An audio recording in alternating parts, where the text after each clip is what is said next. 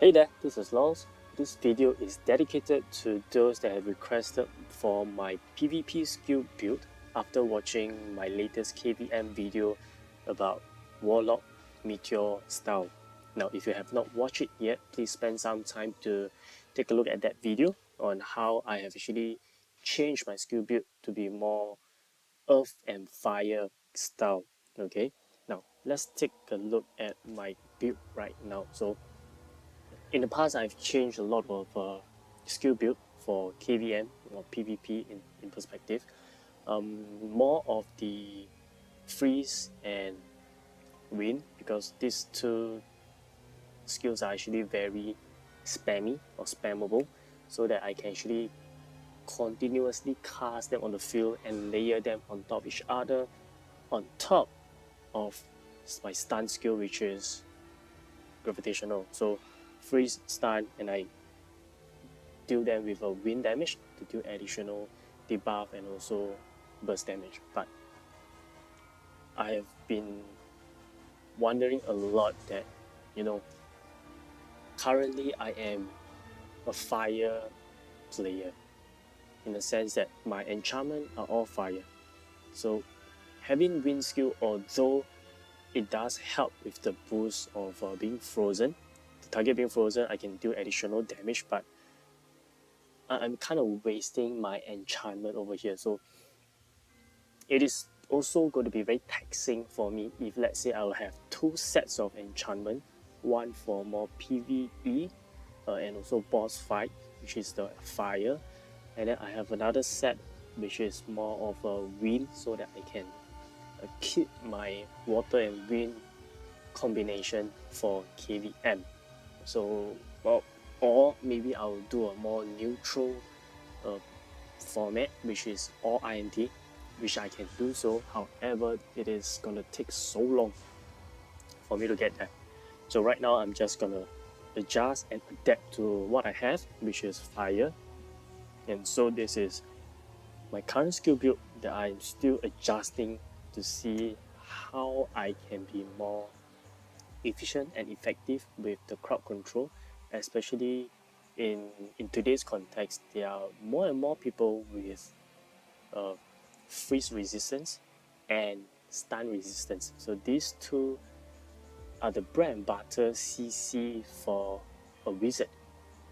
But these two are also the top chosen debuff to resist. So if in a team of 5, they may have people that gets 90% freeze resist and stacking up to 100% stun resist. So I have to judge which class has which resist, or just gonna bombard them with both and see which reacts before I can lock them down with my Meteor Storm. Because there are times whereby I misjudge and my Meteor Storm just hit nothing. I'll just be standing there for 3.5 seconds, which is considerably long when you are not hitting anything. That leaves me very, very vulnerable in the area, an easy target for opponent to just gun me down. So 3.5 seconds of hitting nothing is driving me crazy. But that happens. So this is something a very frustrating moment if I'm going to use Meteor Storm. So this is something that I keep it in manual for manual cast and to judge whether I need to cast it or I need to continue dealing my CC, so that I can find that point and I'm confident enough to deal damage, which allows me to add on stun if, let's say, the opponent don't have any stun or has don't have any 100% stun resistance or totally zero, which is good for me. Well, yeah, that's pretty much how I am dealing with the battlefield right now. So anyway, let's take a look at my skill build in general, in total. Right now I have two custom skills, which is the shield type, firewall, and energy code for me to be more defensive, taking lesser damage as I can.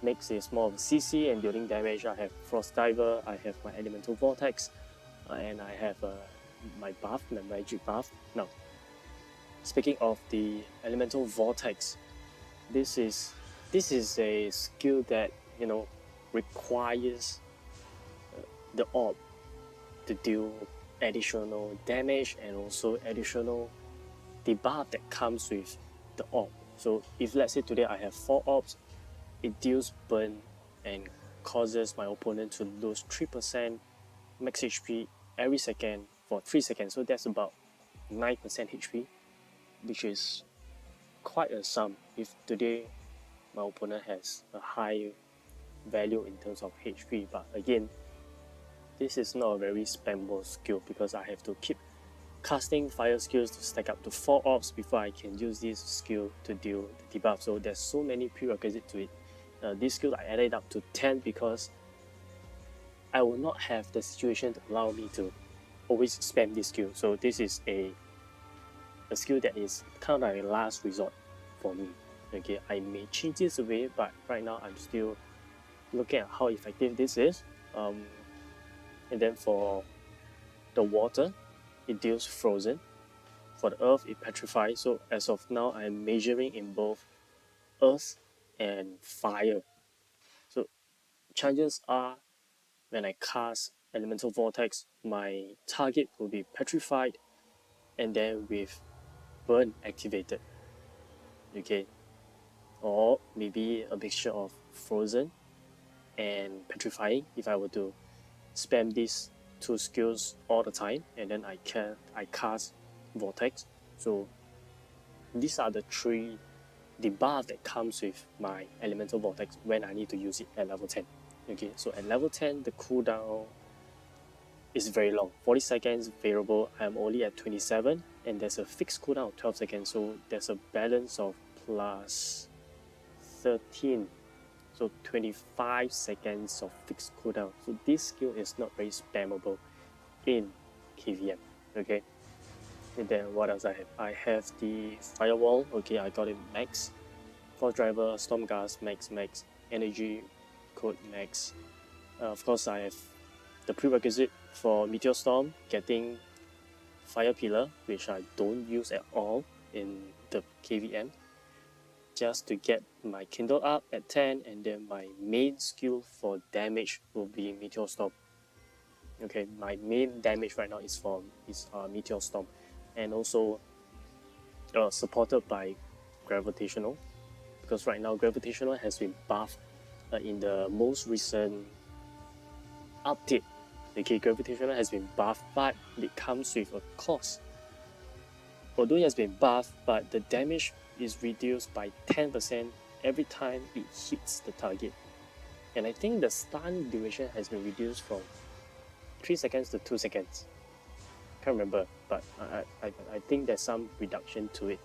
Okay, and if let's say the target is not stunned, they will be slowed for 40% for 4 seconds. Okay, so this is something pretty nice if let's say I were to slow them with Storm Gas and then with Gravity, and then add on Swarm. There's a lot of slow in one area or upon the target. So even if the target may be having resistance to freeze, to stun, but they may not have resistance to slow. Okay, this slow is not something that usually people will look at, because slow, I just need to click on the panacea and I can run free again. So yeah, this is something that people can easily counter, but at the same time, if they will be careless, they can be caught on it, and then my team can actually finish up the job to kill. Okay, and then what do I have? I have, okay, Magic Power. In the past, I have Earth Spike together with Frost Nova, but as of this build, I do not have enough skill points to get them as my defensive close combat skills. So too bad. Maybe in the future I have enough skill points, I'll make a slight change again. Now for the Warlock side, before I change to this build, I have Confusion Storm, which is a nice skill to have because of the confuse, and then getting them to gather in the middle. This skill can do that fantastically, because times are when we are getting hit by Confusion Storm, our reaction is to run away.